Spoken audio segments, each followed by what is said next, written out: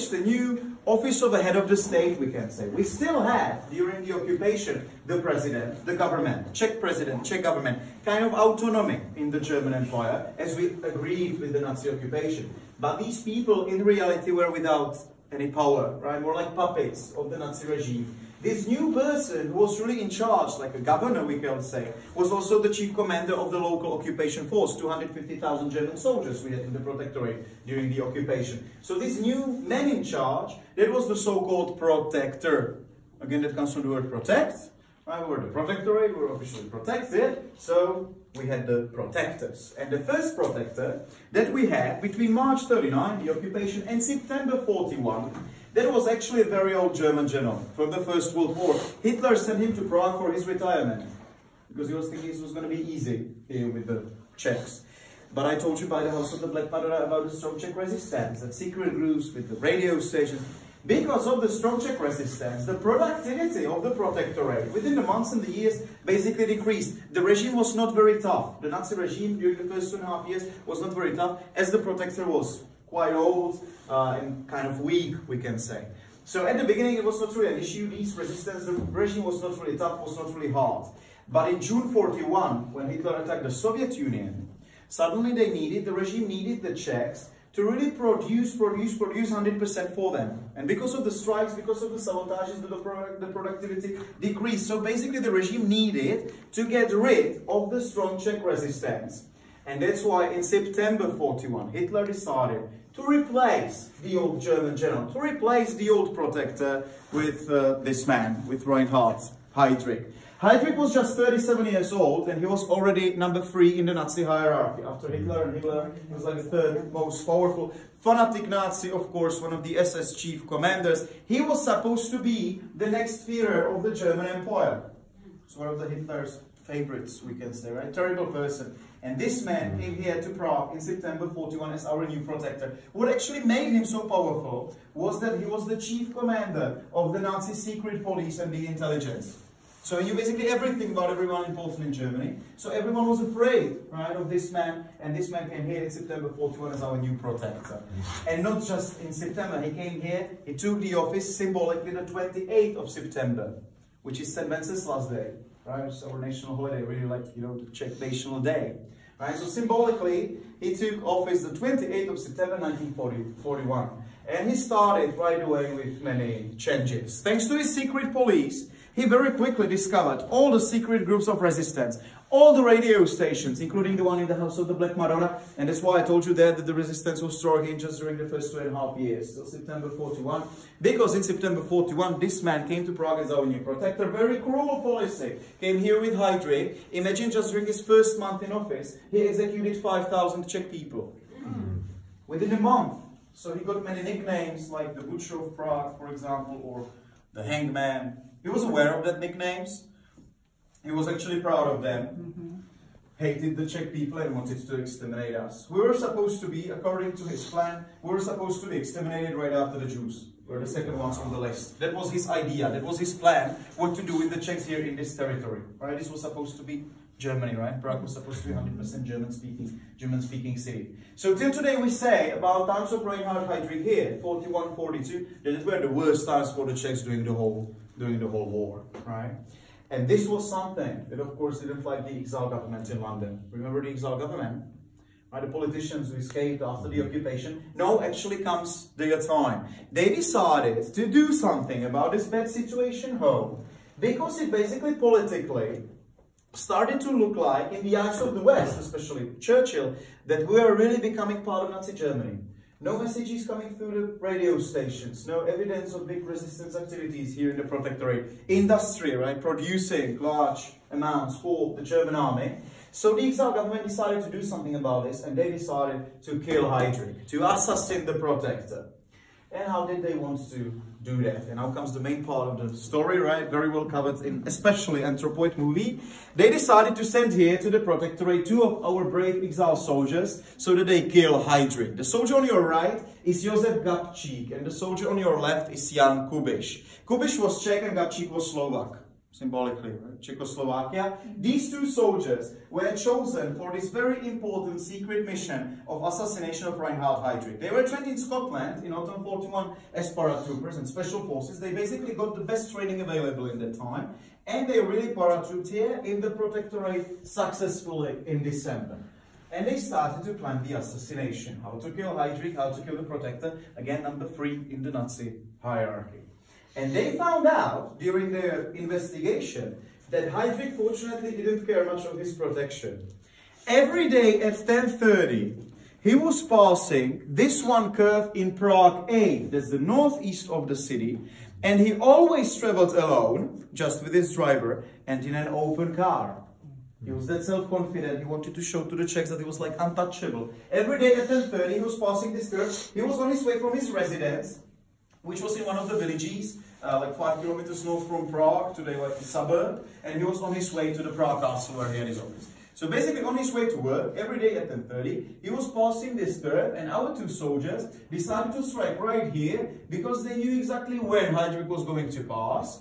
Curve, so the car had to slow down. And also in that time, the crossroad that we can see in the corner of the picture, that was in that time a very important Prague crossroad. So a very busy place, many people on the streets. We see the tram here on the picture, a lot of traffic. We can say that they chose a perfect place for the secret assassination. Who was feeding that information? Sorry? Who was feeding that information to their investigation?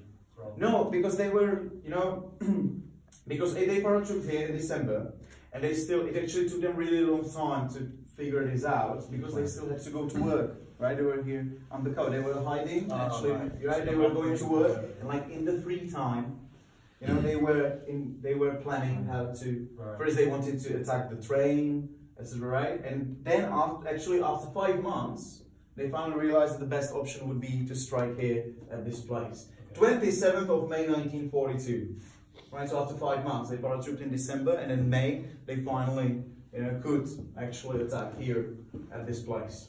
Okay, so it took them 5 months to really find the best way how to kill Heydrich. 27th of May 1942, they decided to strike in this curve. So what happened? 10:30, we have Heydrich as usual, right, passing the curve, when Josef Gabčík, the Slovak paratrooper, jumped from the pavement in front of the car, threw his coat away, and under the coat he had the so-called Sten gun. In that time, new British weapon, very small, so easy to hide, that's why he had the coat, basically. Careful on the barrel. Right, easy to build, very light, we can say perfect gun for the secret missions, for the secret operations. But it was a new weapon, so it had one huge disadvantage. It was very, very, very unreliable. So basically imagine the situation. Our soldier jumps from the pavement in front of the car, wanting to shoot his target, Heydrich, from like 3 meters of distance with the Sten gun, and the gun fails. It jammed. Heydrich made one huge mistake. He told his driver not to leave the place. He told him to stop the car. Stood up, taking his pistol, wanting to shoot Gabčík. He was defenseless. His gun failed. But there was the other soldier, fortunately, right? There was Kubiš, standing on the pavement. And when he saw that his friend Gabčík failed with the Sten gun, he decided to use a plan B. He had hand grenade in his bag. So he wanted to throw the grenade into the car. Again, we are talking just about, 2-3 meters of distance. So it explodes, and again, of course, Heydrich is dead. With their luck, unfortunately, he missed the car, and the grenade exploded next to the back right wheel. So outside of the car, behind Heydrich. But as Heydrich stood up to shoot the first soldier, he got injured in his back by the explosion, by the shrapnel, and he has to be taken to the hospital. Our two soldiers, seeing this, so thinking that the assassination failed, because they basically didn't kill the protector, they managed to escape from the place on a bike. The driver was chasing them for a few seconds, but then when he heard Heydrich screaming in pain, well, he went back to the car and took the protector to the nearest hospital, of course. Heydrich underwent surgery, got the best treatment available in that time, the best treatment possible, and it actually looked like that he was going to be fine again, because his injuries were not that bad, and also he was just 37 years old, so still a very young, healthy person, in a very good shape, actually. So it looked like that he was going to be fine and he was going to survive. Fortunately, after 1 week, 4th of June 1942, eating his breakfast, he suddenly collapsed, and a few hours later he finally died. and he died because of blood poisoning. The Nazis during the war didn't use the antibiotics, they were used by the Allies during the war. And he got infection in the injuries in the back caused by the explosion, caused by the shrapnel, so caused by the explosion of the grenade. So he died finally 1 week after the attack, 4th of June 42, in the hospital. So our 2 soldiers succeeded at the end. Now comes the sad part of the story. Basically comes the revenge. Hitler got furious and wanted to kill every 10th Czech person as a revenge. That would mean 700,000 people, which he really could do in that time. You know, the concentration extermination camps, it all already existed, actually built by Reinhard Heydrich, right? So, fortunately, this didn't happen because his councils explained him that it would really affect the important productivity of the protectorate. So at the end, this didn't happen. But of course, a huge investigation began. The Nazis wanted to find the 2 soldiers who attacked the car and at the end really killed the protector. Actually, the pictures I'm showing you here are copies of the German pictures taken on site, as you know, during the investigation. But it was all planned in London, the whole assassination. It was planned in London. In the UK, so even the secret police here couldn't find any information leading to our 2 soldiers because there was basically no connection with the locals.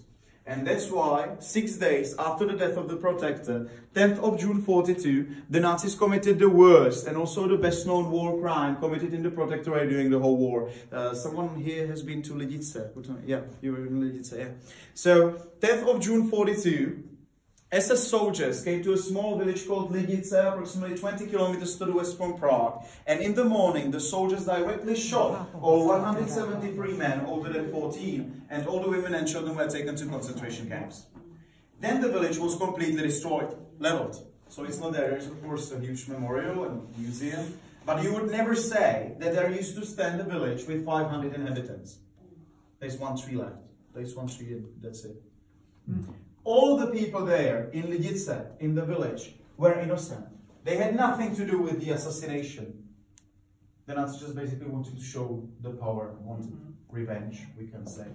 And this, 10th of June 42, destruction of the innocent village, that was the key moment of the whole Nazi investigation. Because there was one more paratrooper, Karel Čurda. He was here with another mission. He was actually supposed to start one of the new radio stations here in the protectorate. And he was hiding in his mom's house. And when he heard of what happens to Lidice, to the village, the Nazis destroyed the village completely. Well, he got scared, and to basically protect his hometown, to protect his family, and also for a huge reward, which the Nazis offered to anyone bringing them any information. 17th of June, so 1 week after the destruction of the village, he went to Gestapo, the German secret police office here in Prague, and there he basically told them the whole story. Then it was planned in the UK by the exiled government. Names of the paratroopers, of course. He basically betrayed his friends from the exile army. They knew each other, and they knew each other personally. They were together on that special training in Scotland. And he also, of course, told to the Germans where the paratroopers were hiding. And meanwhile, our paratroopers were hiding here. So, last picture of the story. They were hiding here in Prague, in the city center, in the new town, in one of the churches, St. Cyril and Methodius Church. There were not just our 2 soldiers, Gabčík and Kubíč, who killed the protector, but there were 5 more of our exile soldiers with other missions. So, in total 7 of the exile soldiers hiding in the crypt of the church. So, in the underground, the basement, no one could basically see them from the streets. 17th of June, Čurda, their friend, betrayed them, told the story to the Germans. The next day, in the morning, 18th of June, 700 German soldiers surrounded the church. So 700 against 7. 3 of our soldiers died in a fight against the Germans, and 4 of them, the rest of them, decided to commit suicide with their last bullets. So none of them survived. None of them was captured. All 7 of them, including Gabčík and Kubíč, died that day, 18th of June 1942, as our national heroes here in the St. Cyril and Methodius Church. And today there is a very nice museum of all this. Anyone has been there? Yeah, we visited. Yeah, you have seen it, right? There is a very nice museum. For the ones who have been there, I strongly recommend you to go there to see it. We will go there with our tour, because it's a memorial, it's a place of silence. Also, I would not really be able to explain you much there, but it's all very well explained actually in the crypt. Very nice museum. It's for free. And the crypt has one small air conditioning window. It's actually the only window which the crypt has. And all around the window you can still see huge holes from bullets. as the Germans were trying to shoot our soldiers hiding inside. So if you have a map, of course, I'll show you where it is and how to get there, of course. So consequences of the assassination. What makes the story so important, such a big part of our tour also? Well, Heydrich died. We had 2 more protectors till the end of the war. Fortunately, again, not that bad, not that cruel, that efficient, we can say, like Heydrich was. So again, some resistance could start here. And at the end of the war, we could have the Prague uprising, right? Revolution. When we lost, unfortunately, 80% of the town hall. But during Heydrich here, 41, 42, no resistance at all, right? Really the worst times for the Czechs during the whole war. The brutal Nazi regime, 5,000 people executed within a month. The exile government in London, which planned all this, started to be taken seriously as the official Czechoslovak government. We finally became one of the allies. And that's why, ladies and gentlemen, this is the most important consequence for sure. After the assassination in August 42, the French and the British finally renounced their signatures under the Munich Agreement. So after the war, we became Czechoslovakia in the pre-Munich borders, with the Sudetenland, southern Slovakia, right, the red areas, and the small green Polish part, the third of the country that we were forced to give to our neighbors in 38. It took them 3 years of war with Nazi Germany to finally cancel the agreement with Hitler about Czechoslovakia from Munich. And their borders, ladies and gentlemen, are our borders still today. That are today the borders, not of Czechoslovakia anymore, but the Czech and the Slovak republics.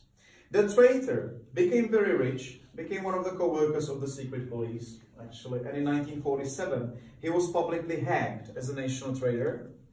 And the curve where they attacked the car, we talked about the church, I can of course show you where it is and how to get there, you can see the place. But another important place of the story is of course the curve where they attacked the car. I'd like to take you there, I'd like to show you where it is, or at least show you on the map actually where the curve is so you can see the place. I'd like to see the curve myself. It unfortunately doesn't exist anymore. In the 70s they built a huge highway there. So the curve doesn't exist. We know the place of course, we know the spot, but the area looks completely different. There's nothing left from the original curve. But at least, very close from that place, are today 2 very important streets, which are called the Gabčík and Kubiš streets. Streets of the 2 brave paratroopers who attacked the car of Reinhard Heydrich at that very place, the 27th of May, 1942. 2 soldiers who basically sacrificed themselves for the nation. Heydrich was sent here to exterminate the Czech people. We are in autumn 41, and Heydrich started with the selection process of the Czech people who can be re-educated and stay here as a new German inhabitant, and who should be sent to some extermination camp. And we are, even before the US joined the war, right? We are in autumn 41, so really early. Thanks to these 2, that didn't happen, and it's why each Czech person will tell you the story. Not in such detail, but knows of course about Gabčík, Kubiš, right, St. Cyril and Methodius Church, etc., because it's basically a very, very important story for us. What makes the story internationally famous? So there are movies made about it, like The Anthropoid, for example. This was also the only, and this is something that we can be very proud of, this was also the only successful assassination of some highly ranked Nazi during the whole war. And it was here in Prague by 1 Czech and 1 Slovak.